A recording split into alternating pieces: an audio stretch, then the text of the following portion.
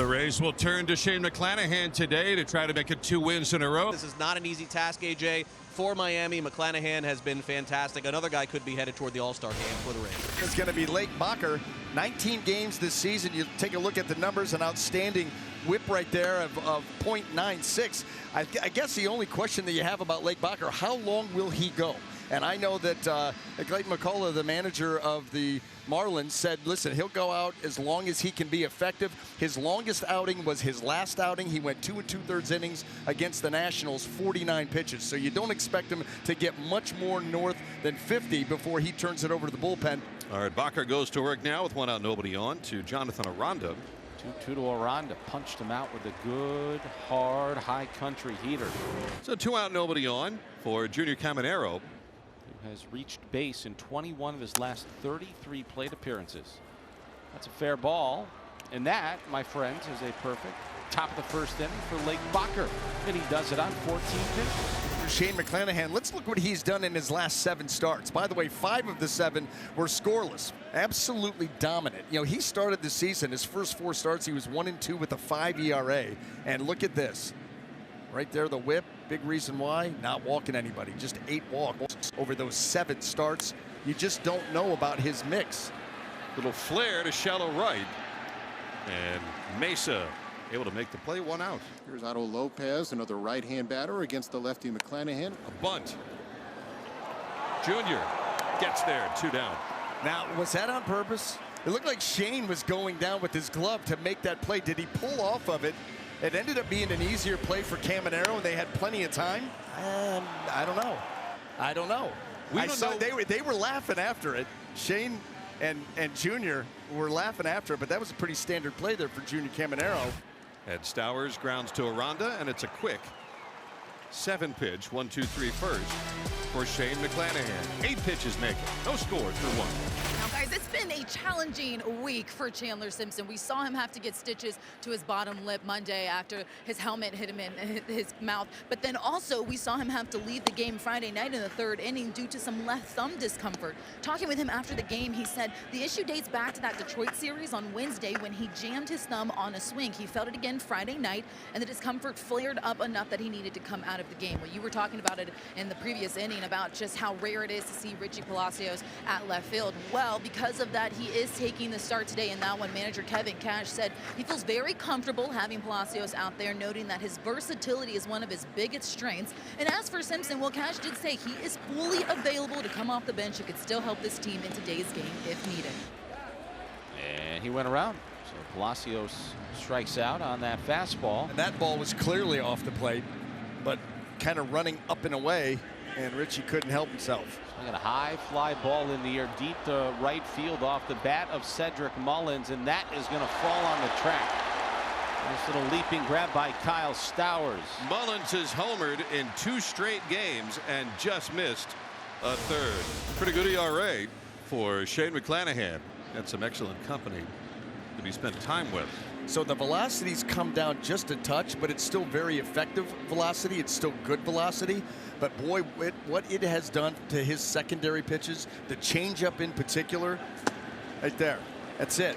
He's getting 4 inches more depth this year than he did the last time he was active in 23. Well above major league average. Javi with a bunt. That's going to be a base hit.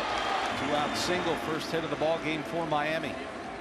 Well, when you have McClanahan falling off to the third base side, and even when you had Aranda was playing in, this is no man's land, and this is absolutely perfect bunt. It's a ball forward. Shane's upset. From 1-2, he walks Ruiz. Little blip here in the command of Shane McClanahan, and now Shane will be against Connor Norby. There it is. The curveball for strike 3, called no challenge by Connor Norby, as Shane McClanahan might be a little irritated at the walk, but he got through it no problem. Here's Taylor Walls. 0-2. That one, a curveball dropped onto the outside edge, a called 3rd strike. Bacher looks really sharp, and he's at 30 pitches as he gets the first out of the top of the 3rd inning. So nobody on and 2 out. Hammered but caught by Sanoja. That pitch was neck high. Yes, it The was. fact that Fortes even got on top of that And Sanoha takes it away. Listen, Nick Fortes, I'm sorry that I'm so excited about this, but watch Nick Fortes. How do you get up on top of that baseball? You know, Joe Mack is calling for that fastball up in the zone, wants it way up there. That ball is chin high, and Fortes gets on top of it, smokes it, and then the Gold Glover takes away an extra base hit. Joe Mack going to lead things off here in the bottom of the third inning against Shane McClanahan. Swinging a grounder, knife to the shortstop Walls on a dive. He raises to his feet and makes the play. Wow, what a play by Taylor Walls. A 6-3 put out on a dive to his right. He denies Joe Mack a base hit, and there's one gone here in the third. I don't want to say we take it for granted, but I think we've just gotten so used to Taylor Walls playing a Gold Glove caliber shortstop that we expect him to make pretty much every play that's in his zip code, I suppose, over there. And now it's Otto Lopez as he gets Lopez to chase that one way down and outside. A changeup at 87, and it is the third punch out for Shane in a 1-2-3 third. Top of the order due up here for the Rays in the fourth, and now they're facing Anthony Bender. Two gone now in the fourth. Swing and a miss. Sayonara, Junior Caminero. Scoreless after 3.5. Shane McClanahan has in large part matched what Bacher and Bender have been able to do. The 1-2 pitch is a called strike three. 96 on the heater. And give Shane McClanahan his fourth strikeout. The changeup, and McClanahan gets through another perfect inning. Miami, Florida, the site. And so far, the pitchers are rolling the day. No score. Oh, not held on to by Norby. And the Rays do get their first base runner. Looked like the play was just about complete, but Norby could not put the squeeze. 0-2 is cut on and missed. A sinker at 95. Williamson swung over the top of it, and there's one away. 5 strikeouts now, Nelly, combined between Bacher and Bender. But Anthony Bender will depart for a new pitcher. That'll be John King, and he will face Cedric Mullins.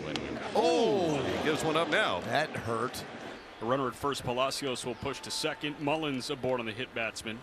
And there are 2 on and 1 gone for Taylor Walls. And that is a ground ball to short. Little feed to second for 1. Turn it. First 2 double play.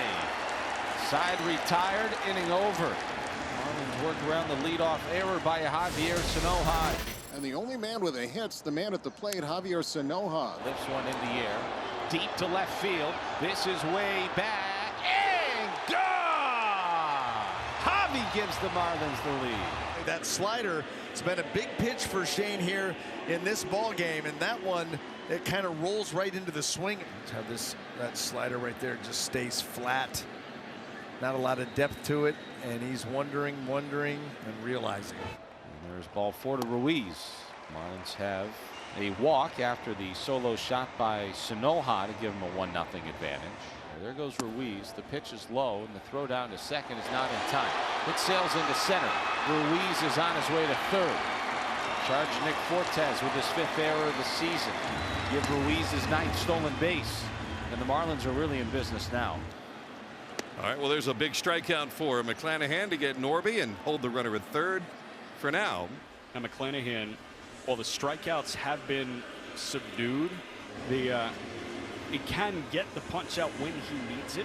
Kyle Snyder, the Tampa pitching coach, is out giving the message to McClanahan, and this is one of those moments where he could really use a strikeout. And now it's Joe Mack. And Mack flies this deep to left field. Palacios is going back. Warning track. Wall, it's over his head, and it's bouncing back in towards left. Ruiz can score. Mack will stop at second with an RBI double to the opposite field. 2-0 Miami. Joe Mack, a big, strong catcher, and hit that ball hard the other way. Richie Palacios never looked comfortable going after it. Not at all. It's an infield hit, everybody's safe. A Baltimore chop base hit is the 2nd straight infield hit in the inning.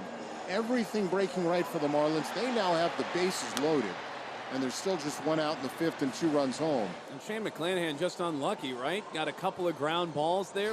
Marlins are doing exactly what Tampa does to everyone else. Hit hard towards second, could be 2. Williamson to second, 1. Walls relay in time, double play, 4-6-3 inning over.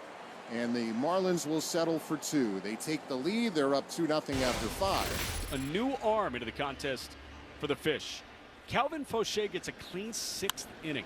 Sliced, and the Rays do have their first hit. And there's Dad to celebrate the moment. Just saw Junior get a base hit, and the Rays have their first hit. It starts the 6th inning. Here's Yandy Diaz batting .317. The other way, a hard base hit for Yandy Diaz. Yandy Diaz on base once again. There it is. And the runners at first and second for Jonathan Aranda. Delivers, and there's a swing and a miss. Good curveball. Threat almost over, but Junior Caminero stands between Fauché and the third out of the inning. This one does get away. Both runners advance. The Rays could be a single away from tying it. That is cued softly towards first. Fauché's got to get over. He does. He strands a pair in scoring position here in the 6th. Still 2-0 Miami after 5.5. Back-to-back singles have runners at the corners with nobody gone. Another slider that flattened again. You think about the homer by Sanoja was a slider. These last 2 hits were on sliders that stay up, and they don't have a lot of depth to them. They stay flat. As Kevin Cash gets his bullpen going for the first time. Sanoja, the hitter, he's 2 for 2. Javi reaches for that, pokes it through the right side. That's a base hit. Brings in another run. It's simple, but an opposite field single for Javi.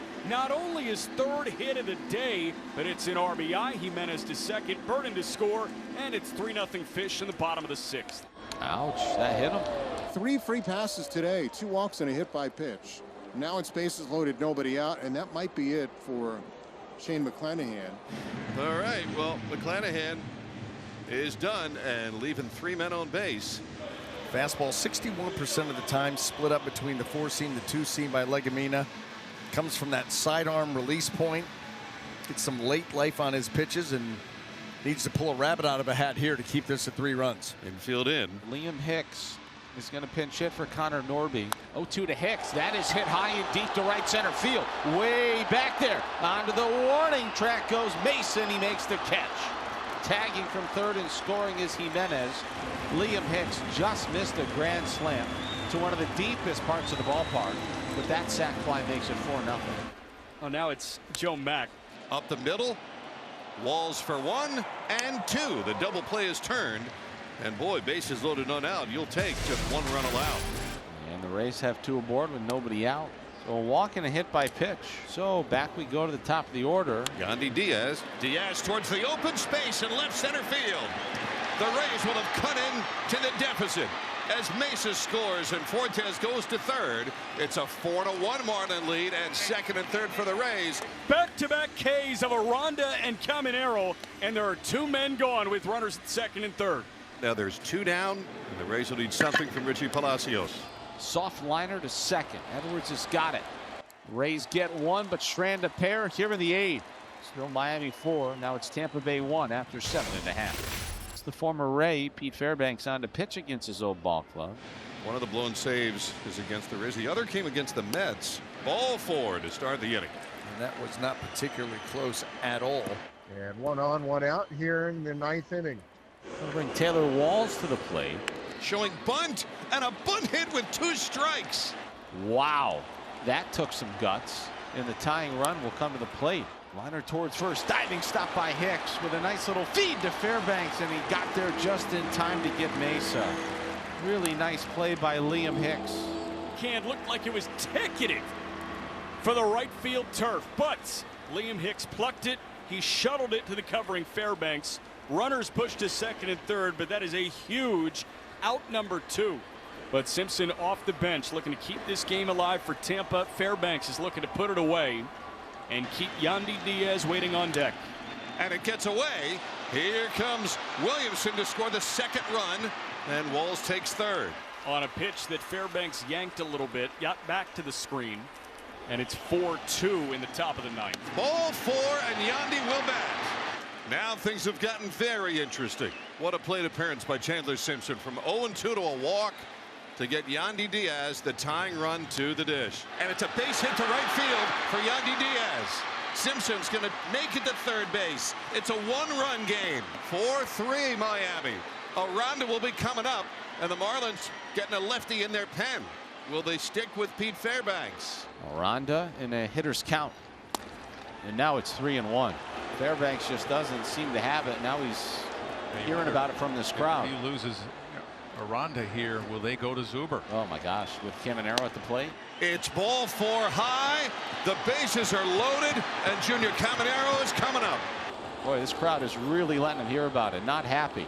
Fairbanks will hand the ball off. Tyler Zuber going to try and get Junior Caminero. Zuber is hunting his first major league save, and he inherits the bases loaded in a one-run game with 2 men gone. He'll see Junior Caminero. Caminero is 0 for 4 with a couple of punch-outs today. What a matchup. The 0-2 from Zuber. He struck him out, and the ball game is over. Tyler Zuber saves his first major league game. He picks up Pete Fairbanks here in the top of the 9th. And the Marlins hang on to win game 2 by a final score of 4-3.